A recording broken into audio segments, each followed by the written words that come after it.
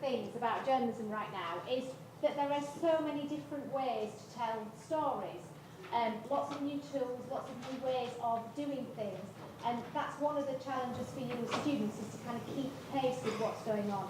So I'm really pleased that we've got Rachel Bartlett here this afternoon, who works for Shorthand, which is an immersive storytelling tool, to talk to you about that, how that works, and for you to gain an understanding of how it might be used. So please welcome Rachel. Thank you. Hello. I am going to start by explaining who the hell I am before I get into immersive storytelling. Give you a bit of background of how I got to my job. I was just saying to Catherine that I'm not sure I can class myself as a journalist anymore, but I certainly was originally. Back when I was about 14 or 15, I decided that I really liked writing, and I was trying to think of a career that I could go down, and looked into journalism. And at that time, loved my magazines, and so I had my head set on that I was going to become a magazine journalist. And I've just realised you can't see a thing because I haven't put it over on the right screen. Bear with me a second. Yes, she works in technology. That's better. Okay, so this is my magazine journalist. This was the best picture I could find to represent that.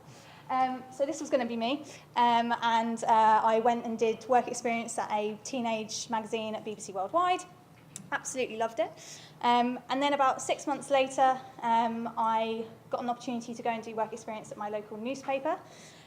Spent a week or two there, sort of covering local news, traffic, politics, all sorts, even a kind of local pageant. Suddenly I was going to be a newspaper journalist. Long gone were those magazine dreams, and this was what I wanted to do. I wanted to work for my local newspaper, if I was lucky, perhaps a national in the future. Then when I was at one of those news outlets in particular, I got talking to the people who were running their online TV. They were going out and recording short, kind of 5-10 minute videos, and I went out with them a couple of times. Got to interview Anthony from Blue, highlight of my career, and all of a sudden, gone was print, and I wanted to be a TV online video journalist. So I decided that I should probably try and learn all of those skills, seeing as I clearly couldn't make up my mind. So I went to Bournemouth in 2007, and I did a multimedia journalism BA. So I spent 3 years there learning radio, TV, magazines, newspapers, all of that. And then the one medium that I didn't just mention is what I ended up going into, which was online. So I did do some online work at university, but it certainly wasn't what I had thought about all those years before I was going to move into. The reason that I got the job there, though, was because of my portfolio of published stories that I'd got from the local print, the links I could send to the online video I'd done at that local news org. So really, the point I was trying to make here is that you should just go out and try as many different things as you can. If you know exactly what you want to do and exactly where you want to work, that's great. Go for it. But if you're not sure, don't panic. I sometimes felt like I really had to find this thing that I was really passionate about, and I stressed that I didn't know what that was. Just try as much as you can, get published, get feedback, and then get better. And you will find what it is that makes you passionate and that you want to go and write about or talk about or whatever it is. And perhaps get less bogged down in the medium and more about storytelling. So I joined journalism.co.uk in 2010 as a news reporter. So it was a great opportunity. I was able to report on... Does anyone here know of journalism.co.uk? Okay.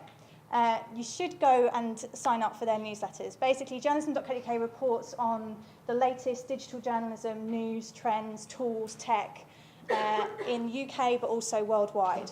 So if you want to know what the latest tech, the New York Times, The Guardian, the BBC is using, and hear firsthand their tips for doing it yourself, then they are the place to look at that. So I started there, and I got to, therefore, know all of the leading innovators at the news orgs across the UK and globally, and it was a great training ground for just learning how to set a news agenda, come up with the stories of the day that you're going to cover, and have to be constantly putting things up.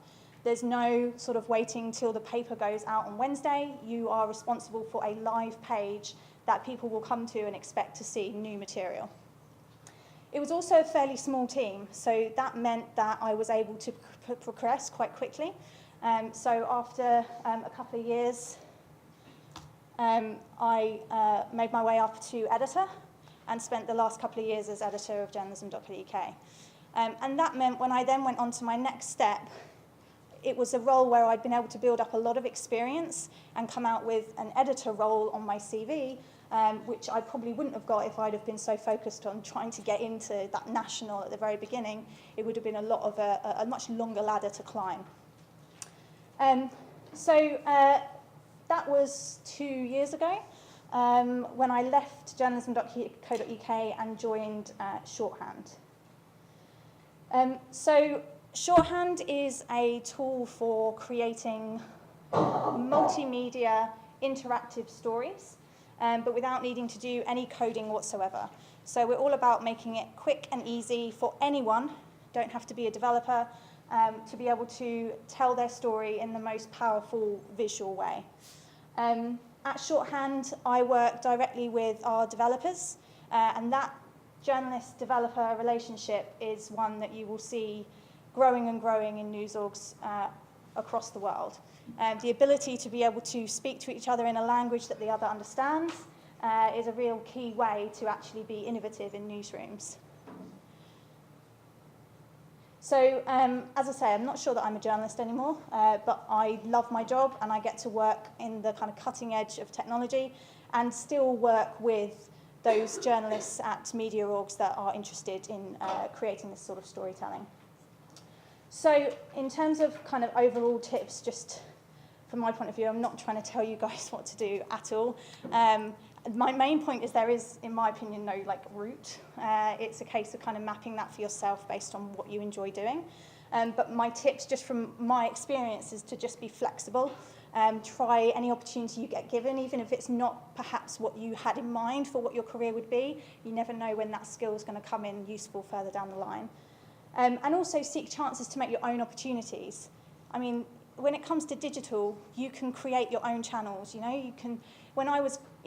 Back 6 years ago, such a long time ago, when I graduated, you know, the people making waves were journalists that, even while they were at uni, you know, they'd set up sites like Wannabe Hacks. I don't know if you guys have heard of that. You know, and they were actually creating their own news orgs essentially, and challenging mainstream. Remember that a big part of that channel is your social media. That can be a hugely powerful tool from a networking point of view. It is a personal tool. It's about you. It's about your brand. But just remember, it's a professional tool as well. Anyone that's looking to hire you will probably be the first place they'll go to see what sort of things you like to talk about. Skill up. One question I might get asked is, do we need to be coders? Do we need to learn how to do CSS and HTML and JavaScript? If you have the opportunity to learn skills that are slightly outside the framework of journalism, and you have the time and interest to learn them, then there's no reason not to at all. I don't know any CSS or JavaScript. I can do very basic HTML. But if I get the opportunity to learn something new in that area, then I absolutely grasp it, because those things are what will help set you aside when you go into the newsroom. And innovate and experiment, because why not? It's fun. Okay.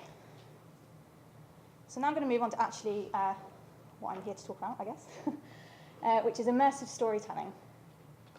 So I don't know what you all think of when you think of immersive storytelling. It covers such a broad range of things. So here are some of the things that I think it covers.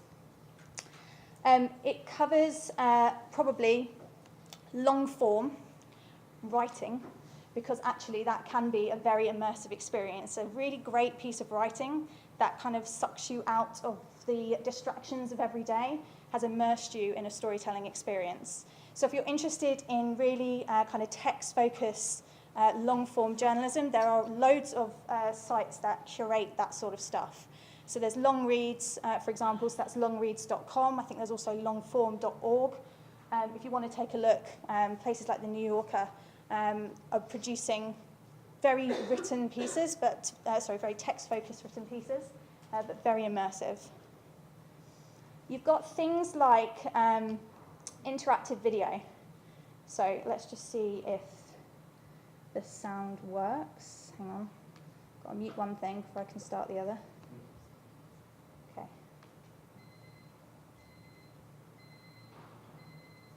And today is a big day, not just because it's the new year, also a big day for the affordable. So this is something that the Wall Street Journal created following the kind of outlining of Obamacare quite a few years ago.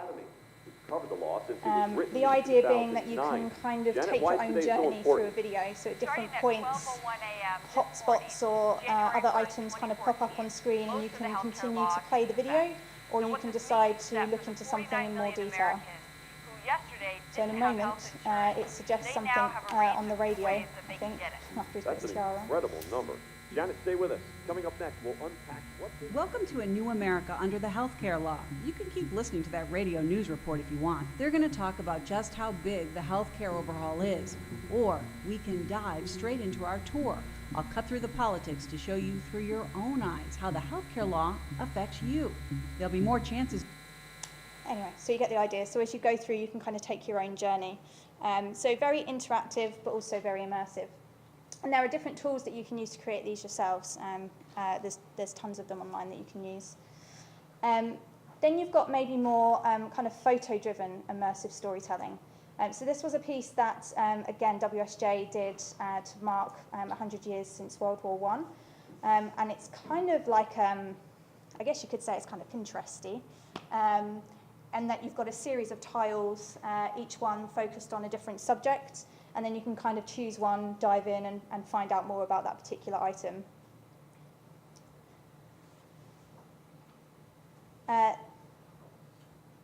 This is 360 video. So the Daily 360 is New York Times' new 360 video channel.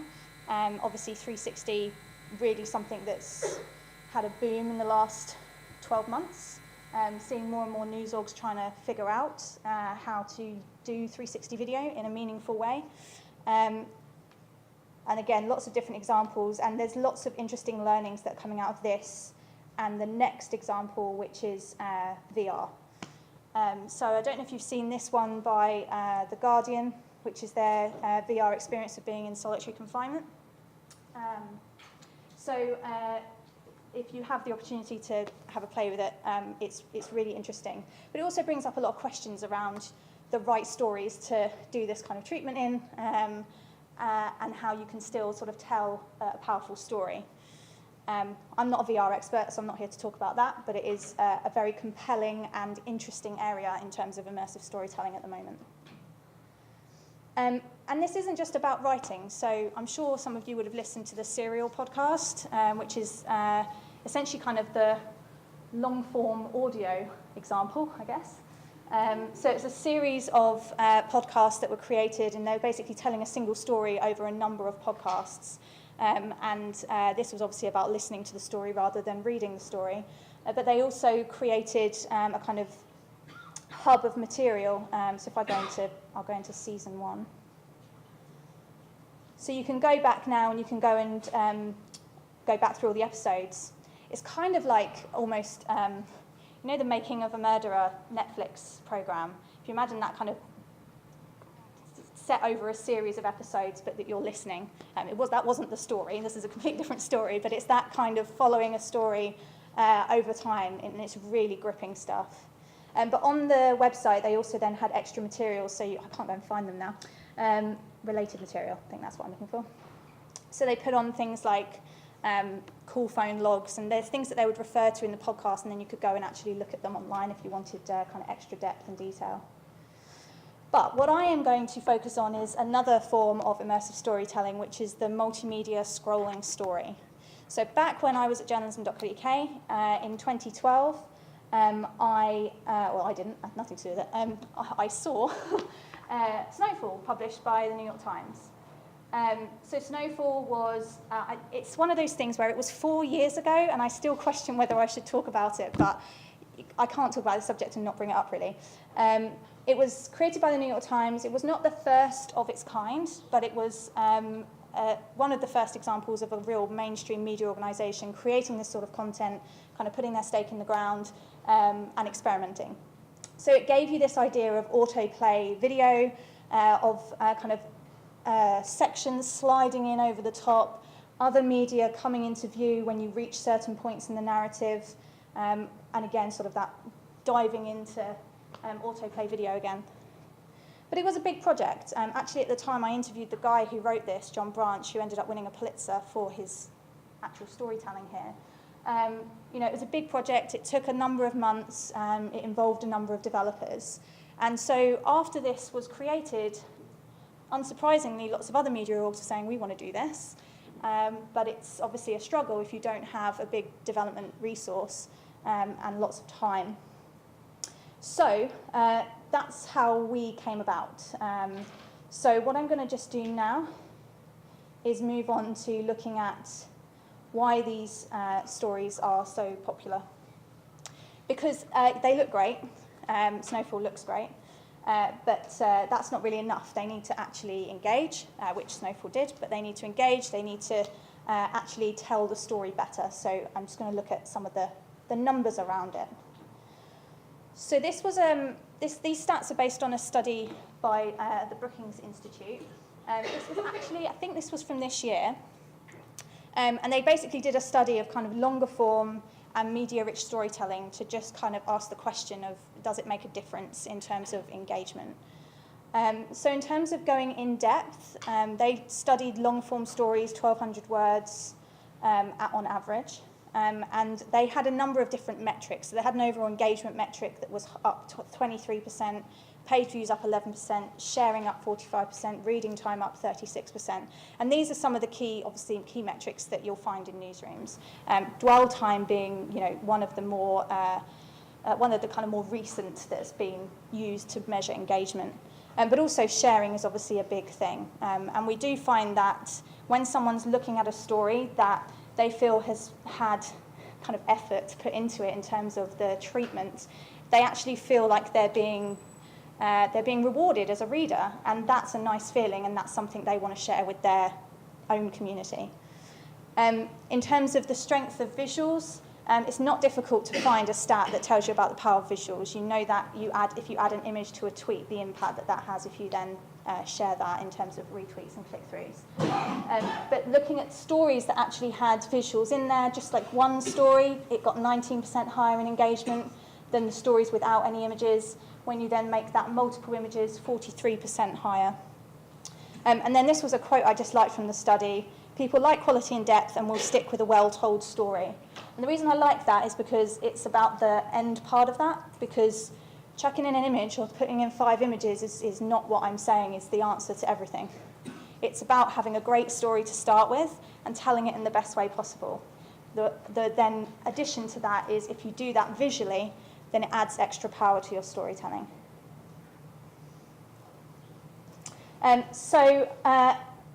Just to give you an example of actually why they're powerful, some numbers. 12 minutes was the average engagement on Snowfall, and generally the idea is that with this sort of treatment you start to see minutes instead of seconds. But actually the key thing is that it helps you tell stories better. It helps you make more of digital platforms rather than being limited to the confines of a column that you might get in a standard content management system. This enables you to kind of break out of those boundaries and make the most of what online has to offer in terms of storytelling. As a journalist, it means you can be creative. You don't have to think about your story as in I just have the ability to put an image at the top of my article and that's it. Actually, you can sit back and think, do you know what, this story would be best told with 5 images that fade between, whatever it might be, you can now be creative with this. Importantly, you can actually help someone understand something better. To be able to actually explain the context of something and inform someone, that's when to do this. This isn't something to do because it's cool. It's to do it because it will actually help your reader understand what you're trying to explain to them. So I was just going to show you a few examples of how visual storytelling and interactive storytelling as part of that can bring all these things to a story. So I'm just going to open up some links, and I might close some down. And what you'll find here is that I'm not just going to look at news org examples, because one of the real things we've seen over the last 6 years is that this isn't just something that news orgs are doing.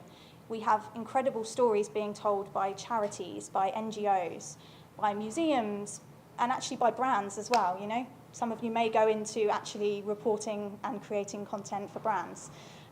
So you'll see a lot of different examples. So the first one is by Breast Cancer Now. So the title section, they went straight in with this autoplay video of one of the people that they talk to later in this story. And I mean, you can't help but just stare into her green eyes. It's a very compelling video. It's like 4 seconds long and there's no sound, but it sucks me in straight away and I want to know her story. So you can really add emotion with visual storytelling. I mentioned about adding context. So Wales Online very recently published this story to mark the 50th or 50 years since the Aberfan disaster. We can see the difference between the hills today and then 50 years ago, before disaster struck, what the hills looked like. So this was the coal mining tip that collapsed on top of the school that was at the bottom of that hill 50 years ago. So again, you know, it makes it relevant for anyone today. Now you've seen what the situation is today and what it actually looked like back then. And all we've got there is 2 images with a fade between. We're not talking really complicated stuff, but the point is that it doesn't have to be complicated to be compelling. You can use visual storytelling to actually give people just time to reflect on something, to take something step by step. This was created by the Liverpool Echo, following the final findings of the inquest, the Hillsborough inquests. They created a series of stories. Actually, I'm just going to go back to the first one. So they created this landing page, which gave an introduction of what this story was about, and it was basically sharing the tributes that have been made for each person at the beginning of each of their inquests. And then each page has a quarter of the 96 people, so we just scroll through on each one. We have a picture of the person, their name, their age, and the tribute underneath. There's nothing else. We don't need anything else here. This is just very simply a moment to pause and think about each person. And this is, you know, the Liverpool Echo covered the inquest, right? They would have live blogged it. They would have covered all the extra stories around it. This is thinking about actually what could visual storytelling bring to this that would be different from all the other things that they're doing. A lot of this is long form, right? So a lot of it is going in depth.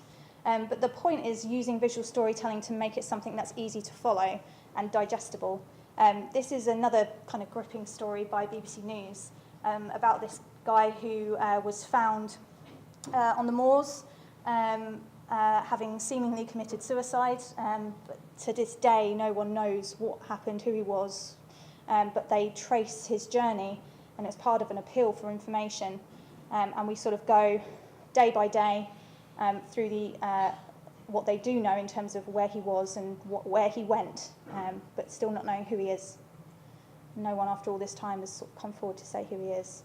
So they use visual storytelling first to kind of set it out day by day, but also then to kind of display, I'm just scrolling by the way, this isn't a video, just to kind of set out his route. So again, it's kind of breaking that down so we can see first London, up to Manchester and so on.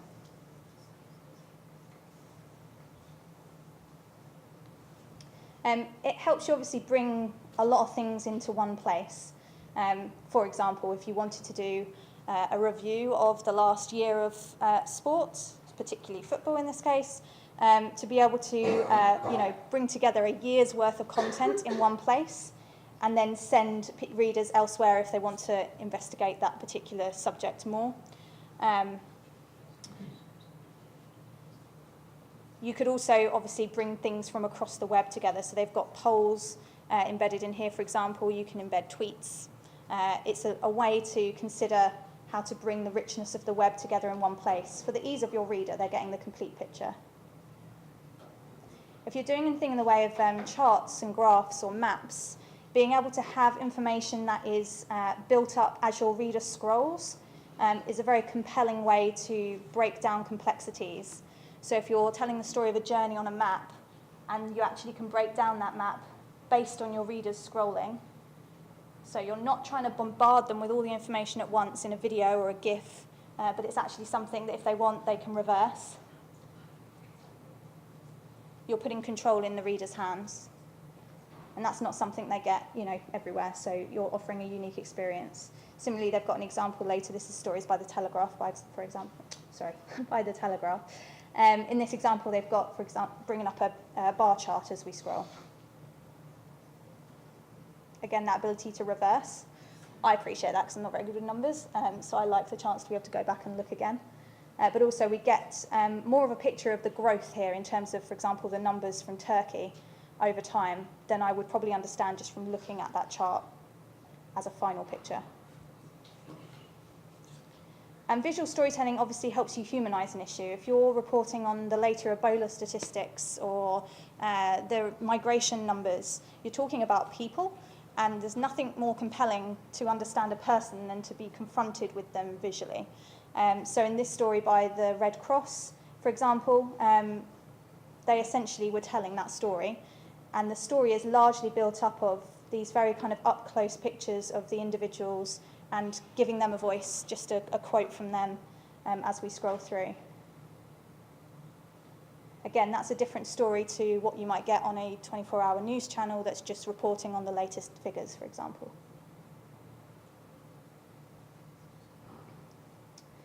And obviously you can do quite a lot, particularly with video, to create atmosphere. So a moody landscape, or kind of slow motion video, or on the other hand, time-lapse video to really show the pace of something. There's a lot you can tell with visuals about the atmosphere of somewhere. Okay, so if it's that awesome, then why isn't everyone doing it all the time? There are challenges. The first is time, which no one has enough of, and cost. What is the cost to do this sort of thing? There's also media resources. So, we don't all have the BBC's photo team, for example. So what do we do about getting great video, great images? And also, there is always the challenge of having a good story. It's not just a case of any story you throw into this format, add some snazzy interactivity, and you're golden. You need a good story at the heart of it. So what is the right story? And hopefully I'll kind of answer that by the end of this. Okay, so I thought I'd try and share some more practical tips with you guys.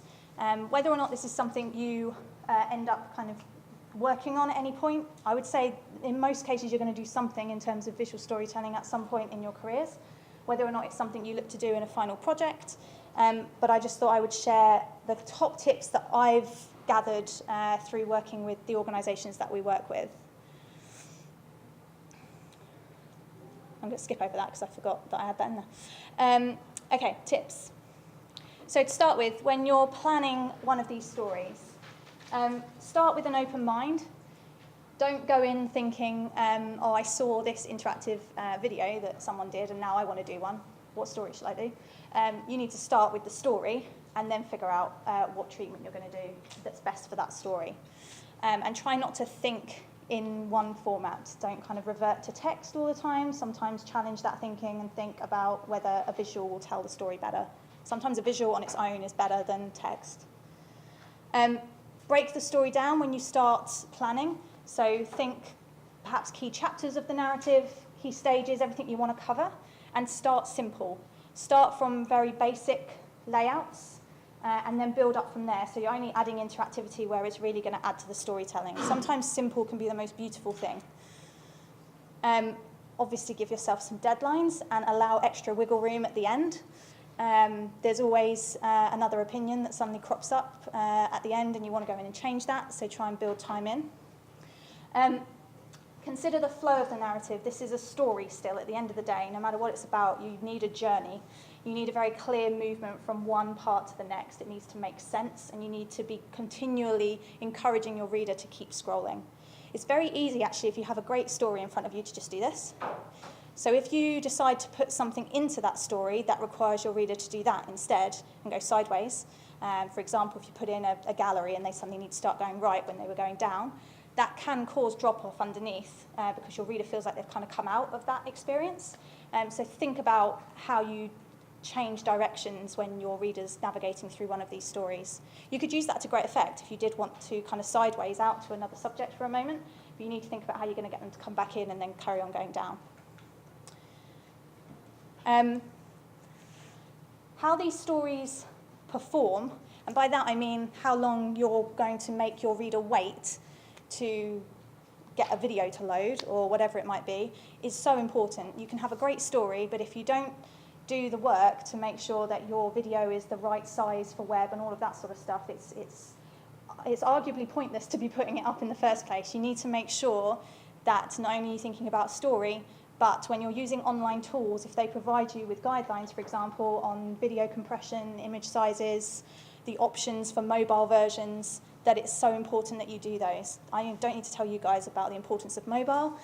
More than half the traffic to stories created in shorthand is on mobile devices.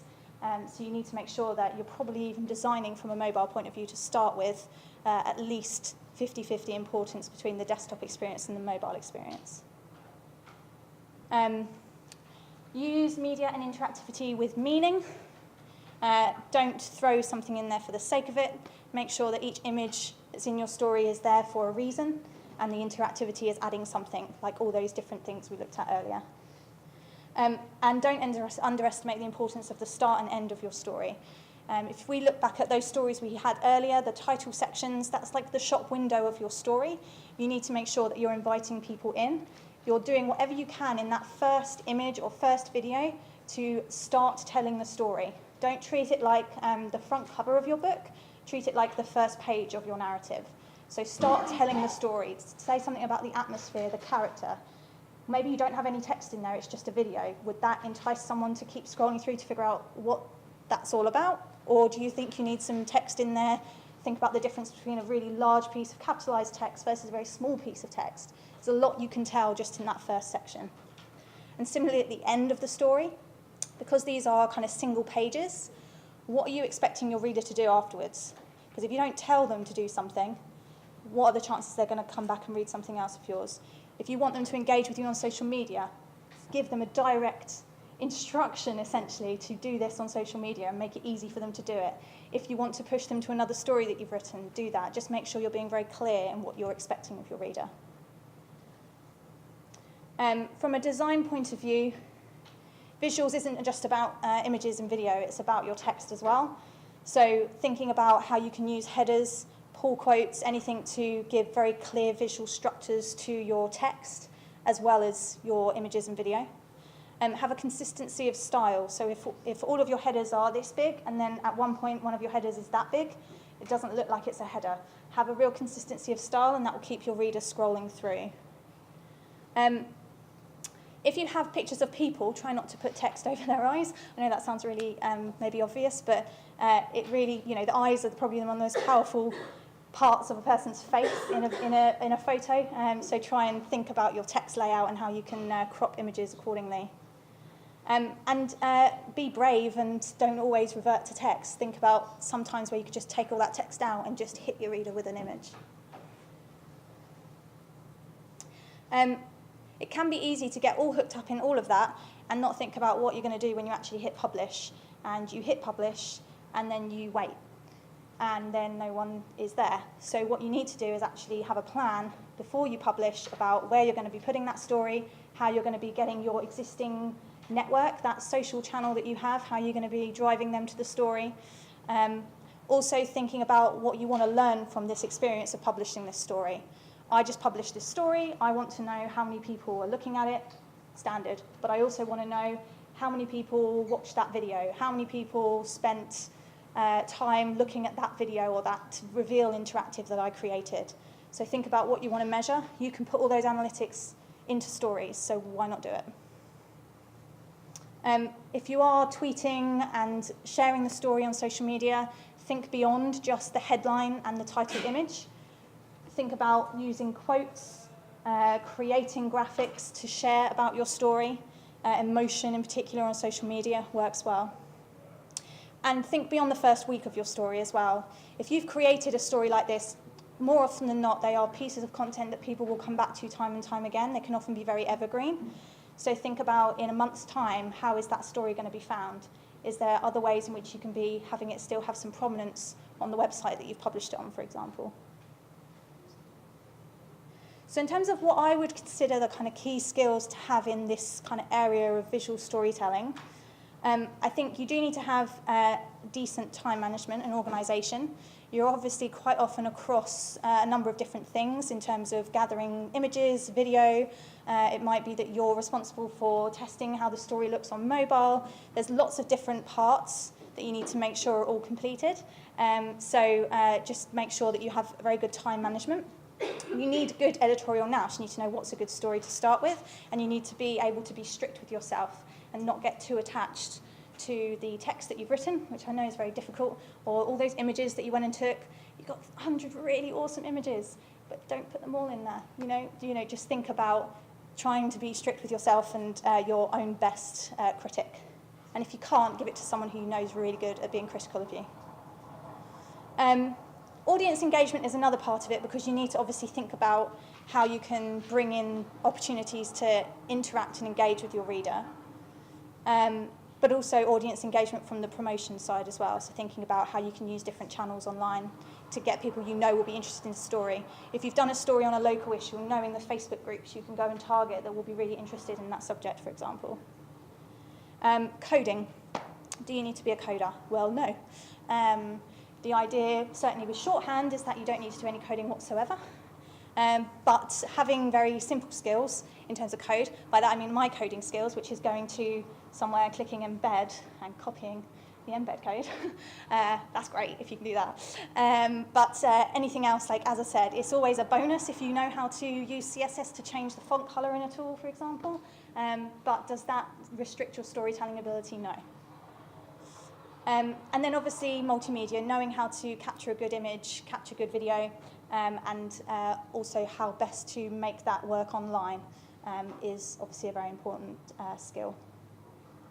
So I mentioned one of the challenges earlier is media resources, so I thought I'd give you some. If you are ever in need of beautiful photography, first port of call is yourself. You will have mobiles, you will have the ability, I'm sure, through the university to get decent kit and go out and capture your own. So try that first. But if you need other resources, there's obviously Creative Commons. I'm sure you'll know how to search Creative Commons. There's also sites like Unsplash, which every 10 days publish a collection of 10 photos from amazing photojournalists around the world. And Pexels and Pixabay are another couple of ones. Most of them operate under a Creative Commons 0 license, but obviously it's always your responsibility to make sure you're offering the appropriate credit for any of these things. But they're really helpful resources. Similarly, it's interesting background music. Similarly, if you're looking for really nice video, again, I would say do it yourself if you can. But Pexels and Pixabay, they're ones that I quite often go to. Pexels in particular has a really nice video library, quite often for nice kind of background looping videos. They have some really nice stuff on there.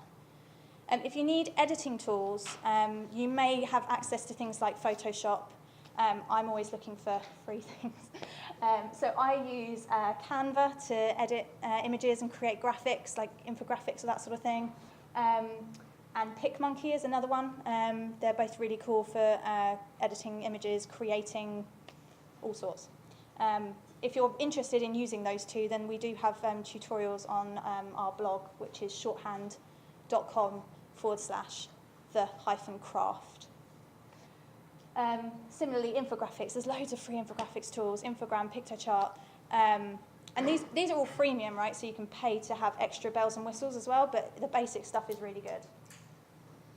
Interactive images, so being able to create images that you can hover over, and when you click, other things happen. ThingLink is a nice free tool. Timeline.js, do you guys know Timeline.js? No? The Night Lab in the US, they create amazing tools, and seriously, you should go and look at them. There's one called SoundSite, which will allow you to attach audio to a bit of text, so when it's in a story, someone clicks on it, it will play a piece of audio. Timeline.js, you basically create a spreadsheet of dates, and you can put information in, links, pictures, and then you push it through into Timeline.js, and it creates an interactive timeline in your story that's fully responsive. It's awesome. And for data visualization, there's tools like Tableau. Tableau Public is the free version. Data Wrapper for creating graphs, all sorts. And I pretty much learnt about all of those when I was at journalism.co.uk. So if you're interested in free tools for journos, I'm just going to promote them one more time. And then I also said, like, one of the challenges is obviously figuring out what story you're going to do. And I guess these are kind of some of the questions that you would ask in terms of, is this a story that's going to benefit from visual storytelling? And as we saw from the stats earlier, yeah, it probably will get more engagement just from having an image in it, but I'm talking about actually creating a multimedia project. So, you know, can you tell this story better by going deeper into the subject, literally? If the reader can see it for themselves, by breaking something down structurally, by immersing the reader visually. You know, these are full screen experiences, there's nothing else in sidebars going on. So that's like some links. That's my email, that's my Twitter, and that's Shorthand's Twitter, Shorthand's website. That's a Pinterest board of stories created with shorthand. I'll just go there now. So if you're curious about what people are doing in this space, these are a lot of different examples of stories created in shorthand from lots of different types of organisations. So you can go through and click through to any of them if you want to see what different people are doing.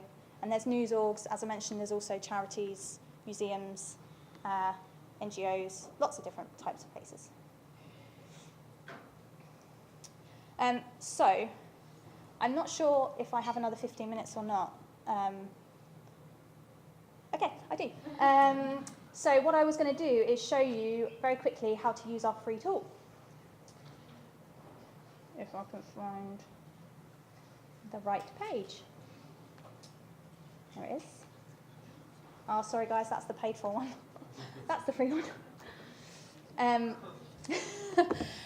So look, if you want to go and play with the same tool that these big orgs are using, you can go and play with it, but you can't publish with it, okay? So you can go and set up an account for free at shorthand.com, and you can go and create stories, and you can create previews, but you mustn't share those previews publicly, otherwise you may get an invoice. And it may be something in the future you might be able to use, but for now, I'm going to point you to the free one. So to sign up to this one, you just go to shorthand.com/social, and then you sign in with your Twitter account, and it will set up an account for free. And then you can go in and start building stories. So this is what it looks like when we start a story from scratch. It's similar to the main shorthand tool. You have less options, okay? So in terms of the interactivity, you can do some of it. You can't do everything that you can do in the main shorthand tool. The benefits and the reasons why big orgs pay for shorthand is that they can also have their branding, their colours, their fonts. They actually host it on their own domains, whereas if you publish on here, it sits on shorthand domain, for example. Other things, but I'll skip over that. So with Shorthand Social, you start with a title section, and then if I scroll down, you'll see where you can then go in and add other sections underneath. So shorthand stories full stop on either tool are built up of a series of sections. So you build up those building blocks, you add in your media, and that's that. So with the title section, in the background, you can either have an image or you can have autoplay background video. So you can either put in an image by clicking the image icon and then just finding it in your local files. So let's just go and find something. Let's do some robot stuff. Okay, I'm not going to do robot stuff because I can't find what I'm looking for. Let's go scuba diving instead. So you can add in your image. You'll see that on the right-hand side there's like this toggle that you can use to darken that background, and that would be if you needed your title text to stand out more. So if I put a title in here, I could then go in and darken that background if I wanted to. You'll see underneath the title that, oh, awesome. I wonder if that's because I signed in earlier. And then I changed Wi-Fi, maybe.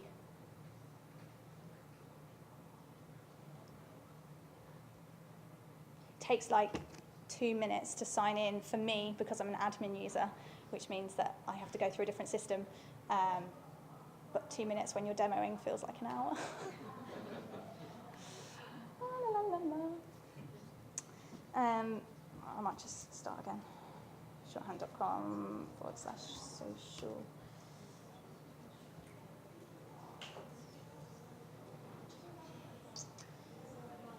Okay. I'm giving up on that tab, and I'm going into this one instead.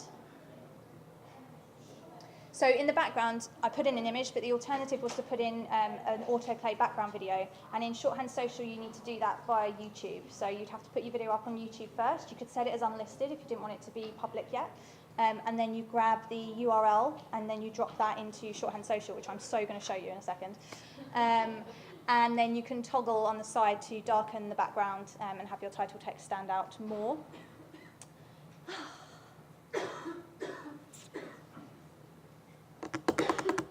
Hey, does anyone have any questions? Help a girl out. Yes. How long has Shorthand been around? So we have been around for about 3 years. We launched in kind of November 2013. And then we started sort of having people publish with us in early 2014. And I joined in June 2014, so fairly since the beginning. But yes, we're only a few years old. Yes, yes. I mean, you'll see from our Pinterest board, that's just a kind of small selection, really, of the stories being created. But the key thing for me has been seeing the spread in terms of who storytellers are, essentially. So at the beginning, it was very much news focused. So we started with orgs like the BBC and the Guardian, and we're an Australian company, actually. I don't have the accent, so we're used by like Fairfax and ABC out there.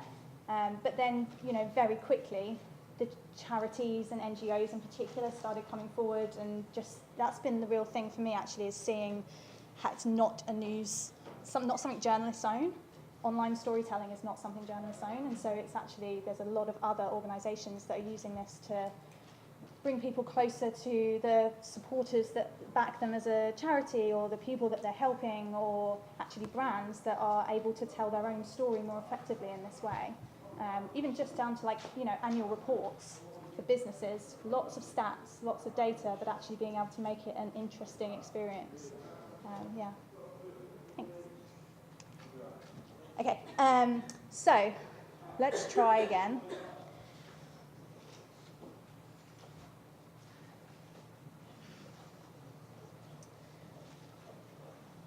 This time it's going to work.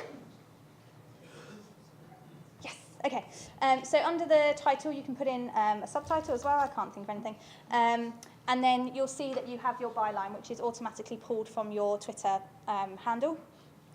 You can toggle on the right-hand side, as I said, if I wanted to darken, if I wanted to lighten. And then if I scroll down, we then add our next section of our story. So you can choose from 3 different section types. So just a text section, a text over media, or a media section. So let's go with text. So once we've added the text section in, this is it here in this little sliver.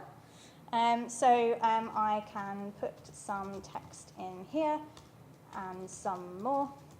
And then between 2 paragraphs, you can also insert media. So if you hit insert media, you could put in an image, you could put in YouTube, you can embed anything again.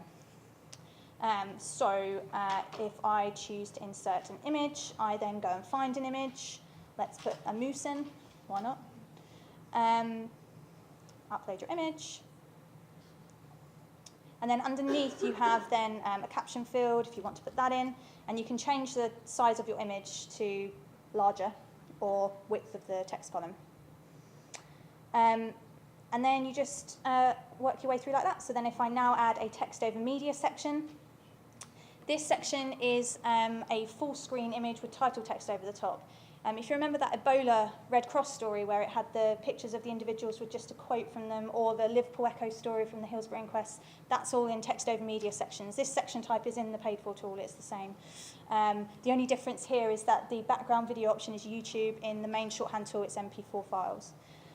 So you could add some text in, so let's put the Earth. You can change the style, so you can go with header 1, smaller header 2, or a pull quote style. You can move the text around, 9 different points around the screen.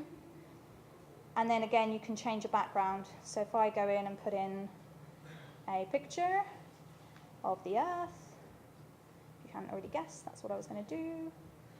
And then we have our image in the background. And text over media sections, the image is fixed in the background, so that means you get that kind of sliding effect of the other sections, so you can kind of like lift the curtain on an image. Also, if you add 2 or more text over media sections one after the other, you can create a reveal effect. If I now add another picture, and this time I've gone to another layer underneath the Earth. GCSE Science, where have you gone? Can't remember what it's called. Mantle, that's the one. Woo. So if we add another one, you'll see that when we scroll between these 2 sections, we create what we call a reveal effect, which basically means that if we go back to the first one and then I now scroll to the second one, we bring in the bottom of the second image as we remove the first one, if that makes sense. So if we just quickly go to a story by the Telegraph. So in this story, for example, this is how the Telegraph could show you layers on a map. So we have text over media section number 1. So that's the Fire of London on Sunday, the 2nd of September. Then we have 2. So this is our mantle Earth picture, right? But then we could have 3. We could then actually show the situation in comparison to today, and so on. So you can do all this in the free tool. So I could add a 4th and 5th picture if I wanted to. We can then add a media section. The difference here is that the text over media images are made to be full screen. So when you come down to a mobile phone, they will still fill the size of your phone. That means they do get cropped at the edges. So you have to make sure your detail is central. With the media section, if you wanted to add an image and it just came down in size, it didn't get cropped in order to fill the screen, you can use the media section. So if you had like a really long infographic, for example, or if you had a panorama, I have neither of those. What can I put in? Let's go back to here. So if I wanted, okay, so actually I have a fairly square image. So if I upload that, you can see how it doesn't get cropped to fill the height of my screen. I can actually scroll through it, which I think works quite nicely for that one, actually. I'm quite proud of that. You can scroll through the image rather than it being made to fill the screen. So you've got kind of those 2 options for full screen visuals. Or you could use the media section to bring in some video. So if you wanted to upload YouTube, for example, if I go and grab a video, I'm going to play it safe and go to my own. Where are my videos? Okay, let's go for this one. So then all I do is copy the URL. You don't have to faff about with embed codes. And if I then choose YouTube, paste in the YouTube URL, insert, and we then have our YouTube video. And then you essentially just carry on building up your story like that. You can add text section, blah, blah, blah. You have a limit of 20 sections in total. Comes back to that big old performance thing we talked about earlier. And then you can generate a preview of your story if you want to. So if you click the preview button, it will then take you to an example of how that story would look if you were to publish it at that point. You could email yourself that link and open it up on your phone. You could email it to a friend and say, hey, look what I did, but don't publish it yet, I'm not ready. But then when you are ready to publish, if you hit review and publish, we will automatically generate some tweets for you One based on each section of your story. So if you have an image in one of those sections, we'll pull out the image, we'll put a bit of the text from your story in there. And so you can start to think about how you might be able to tell this story beyond the title section, as we talked about earlier. You can turn any of these off except the first one. So you have to send one, but you can turn any of the others off, or you could choose which of the others you wanted to send. And then at the top, you can choose the time you want between sending those tweets. So every 5 minutes, every 20 minutes, or whatever it might be. And then you hit OK, publish, and tweet, and then the story goes live. You then have a link where you have the story published. And the first tweet will go out within 60 seconds. And your story is published. I'm not going to do that. But if I go back to my stories, we can see other stories that I've got in here. And once a story is published, like this one, for example, you can also go and hit embed. And then you can copy this embed code and you can embed this like launcher. If you have your own blog, for example, or you want to put it on another website that you are involved in, you could then embed that as a kind of launch pad that points people visually to the story that's on your own blog, or where, sorry, not on your blog, on Shorthand Social.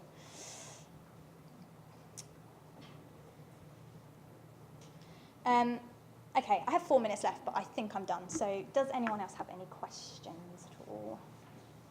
You showed us a website earlier where it was the breast cancer one, where you had the image of doing that. How would that be portrayed on when we're doing on Shorthand there? Would that be like doing a YouTube video like it is there? So Yeah, we would. So when you put it in the background of the title section, or in the background of a text over media section, we automatically autoplay it, and we loop it. And it's muted, but the reader can turn on the sound. so it's not like a GIF? No, it's not a GIF, no. So the reason, so in Shorthand Social, it's served obviously from YouTube, so we let them worry about the hosting rather than you having to worry about it. So from a performance perspective, obviously YouTube knows their stuff about serving video, and GIFs are big. So technically, I don't think in Shorthand Social you can put GIFs in actually. In our main tool you can, but we tend to not, it's not something we recommend because we do compression for JPEGs and things like that, but you can't do that for GIFs, so they just tend to be weighty. And on mobile, that can impact on load. So yeah, they are just automatically autoplayed once they come into view. So it's not till they come into view, so that the reader will see the start, if that makes sense, rather than it being playing down here and then when they get to it in the story, it's halfway through. Yes, it's autoplayed, looped, and muted, but the reader can unmute it in Shorthand Social. Yeah. Is it just a website at the moment? Sorry. Is it just a website? So I tried to look on the App Store and it's not on. No, yeah, so it's a web app, so you have to go to the browser to edit it on there. It's not, we don't support mobile editing yet. We don't support it yet. Never say never. Hi. How much does the full version? So the pricing is all online. So if you want to know, it's at shorthand.com/pricing. So we offer either to buy single stories or to buy subscriptions. So for example, you can buy a year's subscription that gives you the ability to publish 25 stories over the course of a year. And that's $400 a month. The next time you're speaking to a developer, ask them how much 2 weeks of their time is. Because that's the point, right, is that the alternative to doing this is to code it from scratch, and you're talking time and a lot of money to do that. And then you've got to keep it updated with every time Chrome updates, all those joys. So it's an enterprise tool, right, so it's aimed at businesses. But yeah, that's the price. It's not quite It isn't, no, but that's why we created Shorthand Social, so there was another option for students and for freelancers and those sorts of people. That's all right. Hey. Sorry, say that again. Do you get money from advertising? You can embed in there, so I'm not sure what you could embed from that point of view, but I mean, I guess it's over to you really as to whether it's something you can sell and promote. But you No, can... I was asking, like, do you like get money from advertisers? create something for an advertiser? No? No, don't shut up. No, it's me. I'm not understanding you, sorry. Try again. Well, someone else who knows what you're saying, I explain think to me. he's saying because it's free, how do you make money from the shorthand social? Do you make money through advertising? Oh, how do you as a journalist make money through it? You personally as a company. Oh, how do we make money Yeah. through it? Ah, okay. Was that what your question was? How do we as shorthand make money from a free tool? Yes, okay. We make money from shorthand and main tool, and this is just about giving anyone else the ability to create these stories. We have had people that have used shorthand social and then eventually moved over to the main tool because things like hosting or the added flexibility is a value to them. So this is an awareness thing for us. You know, it gets people to know what shorthand's all about. But this isn't a money-making tool. This is a free tool for people to be able to use. But there's not advertising in it. There's advertising for us, arguably, right? Because our logo is in the top of the stories. But there's not other advertising stuff in there. Sorry. Okay, one more. Oh, sorry. Sorry. Hiya. Go for it, yeah. So you do like it's obviously multimedia and storytelling. Do you think like VR is like the next big thing in that, or is there anything else? I think VR, in terms of immersive storytelling, like VR is the talking, like is a big talking tool at the moment. But there's also a lot of questions about ethics around that as well in news and how to appropriately apply VR to that journalism space. And there have been great examples, and there have probably been a lot of lessons learned as well. In terms of bringing it together in one of these things, we've seen 360 video be used quite nicely. So, you know, if you're doing a story about visiting a country and you're able to actually kind of give someone a 360 tour of it, that's awesome. The thing to remember with integrating those things into this is that it's different to, again, that kind of scrolling. So if you embed something like that, you're stopping that and they've got to click around or do something else. So the only thing is when it comes into that kind of framework is to think about how you can keep them going afterwards. So VR is like incredibly exciting. Has everyone here ever like actually done like put on a headset? No? Well, you should. But just make sure you're sitting down. And if you're prone to like seasickness, don't actually. But it's incredible, and there's going to be some amazing things in terms of news and you know how it comes into these stories. It seems like it's a similar vein of storytelling, right? But it's I think still very early days. So yeah, it's an exciting area for sure. Thank you very much. That was fascinating.